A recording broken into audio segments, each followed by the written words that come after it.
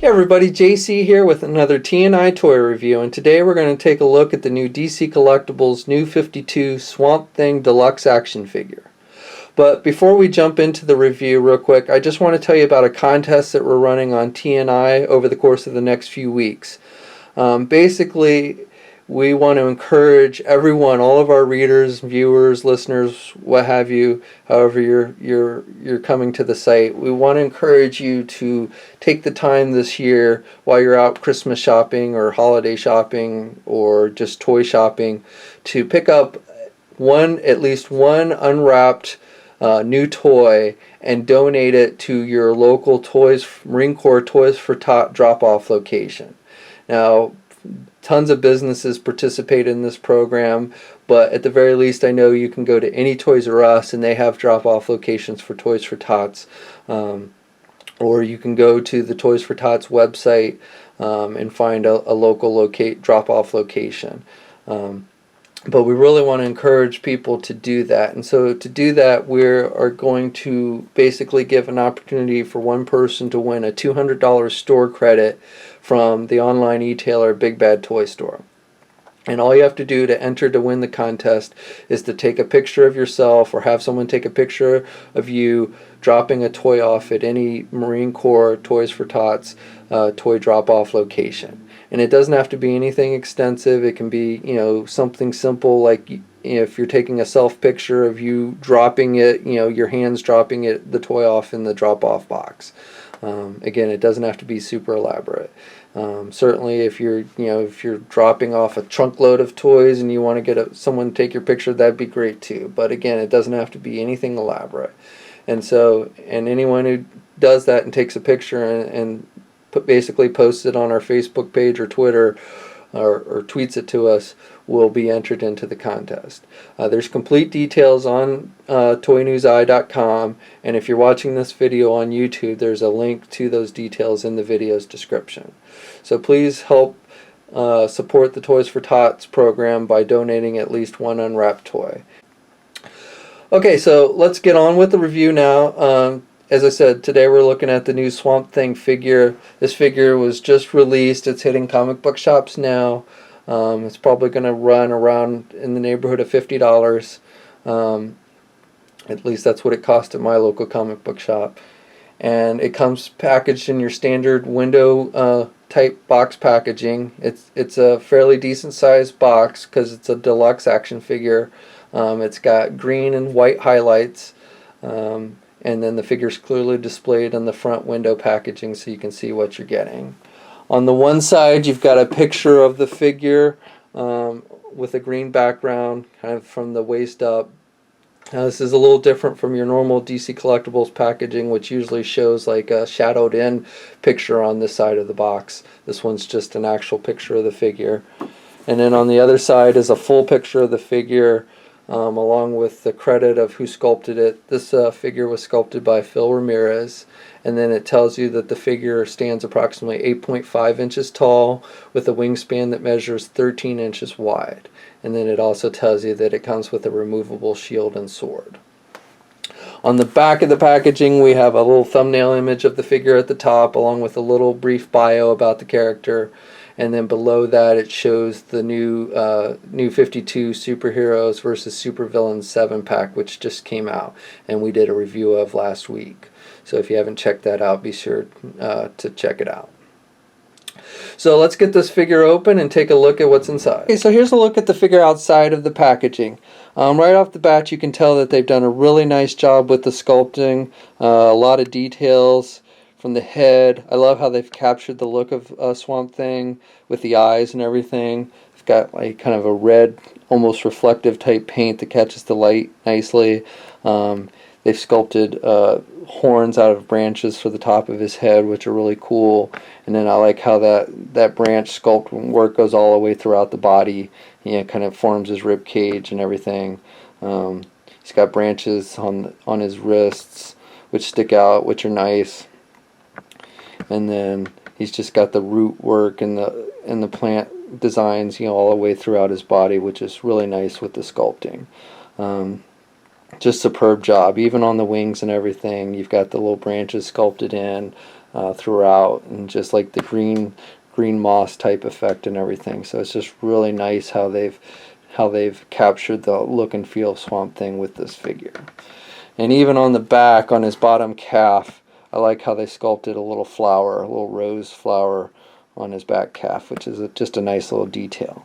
Now, one thing I don't like is with his feet, the bottom of his feet, they sculpted on his back heels.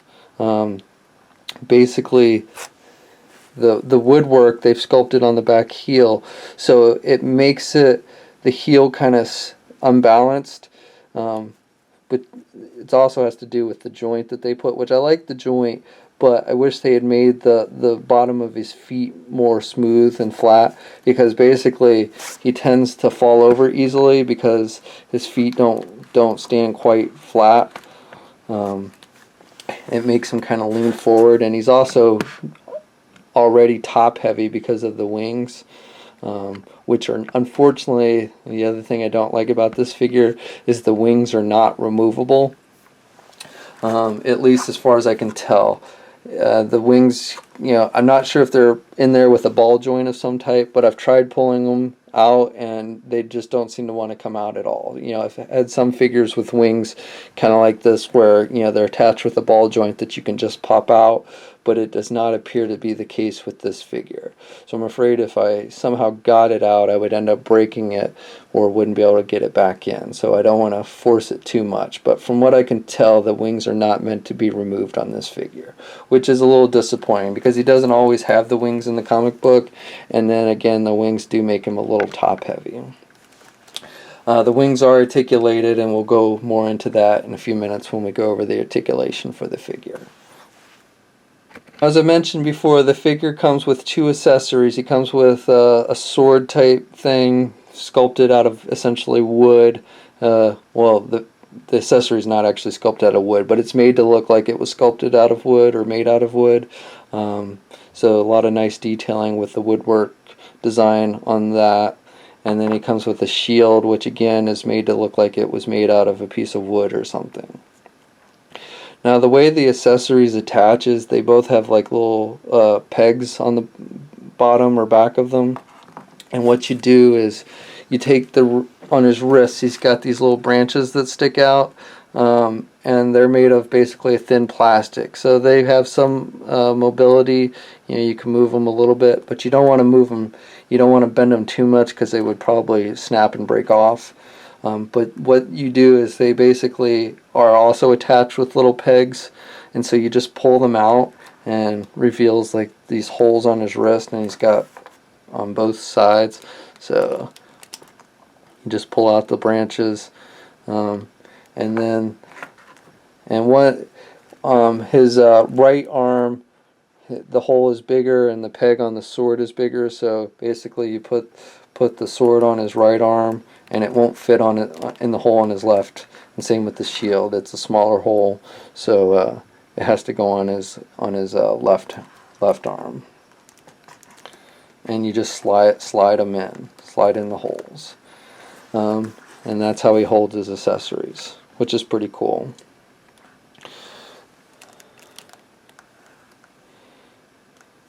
Now, he has other branches which aren't removable on his wrist, and again, those are made with just little thin pieces of plastic, so be careful and don't bend them too much or you might snap them off.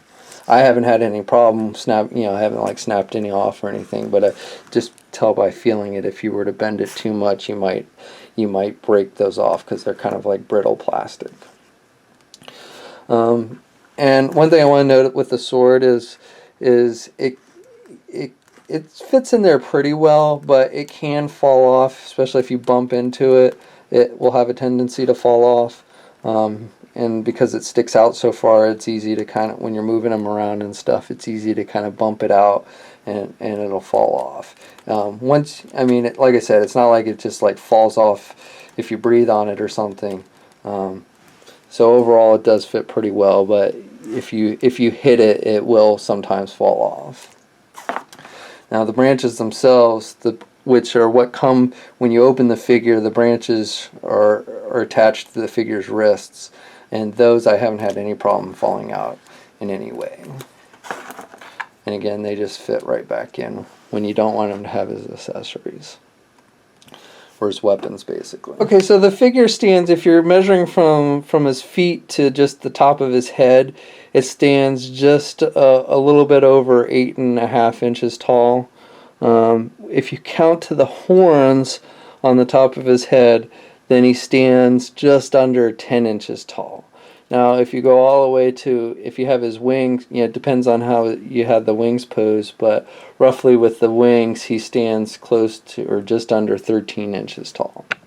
So, this again is a deluxe action figure, and he is pretty good scale, and much taller than your normal DC collectible figure. So articulation-wise is actually not too bad for, especially being a DC collectible figure and especially being a larger DC collectible figure. It's got pretty decent articulation. His head basically, is a standard ball joint, not too, a little up and down movement, but not a whole lot.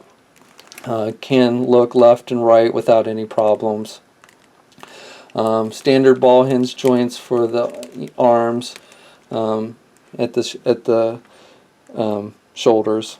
He's got a swivel bicep, and then he's got a single hinged elbow, but he can bend his elbows up pretty decently, and then he's got swivels at the wrist.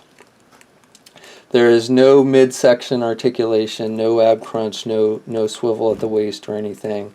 And then he's got ball hinge joints at the legs, which is nice, as opposed to the normal T-crotches that we usually see with DC collectibles. He's got double hinged knee, which is nice, and he's got swivel at the knee, at the top joint of the knee, which is nice. He's also got the swivel up at the thigh cut, and then he's got articulated feet. Basically, he's got a hinge joint at the middle of the feet, so he's got some up and down movement with the front part of the foot. Now, again, as I mentioned, because of this joint and the way this plastic is sculpted around the heel of his foot, it does make the bottom of his feet a little unbalanced, which can make it a little difficult for the figure to stand. And then finally, he's got some hinge joints at the wings that swivel, so you can pose the wings in multiple positions. You can have it kind of flowing forward, or you can have them all the way back, or just kind of like straight out, and they kind of go up or down. So you can pose them in all kinds, the wings in all kinds of different positions is nice. Like I said, the only thing it would be nicer is if you could actually remove the wings so that you didn't have to have the wings on the figure if you didn't want. Since, like I said, he doesn't always have the wings in the comic book. But overall, I'm pretty happy with the articulation on this figure, especially for a big character like this. It's pretty decent.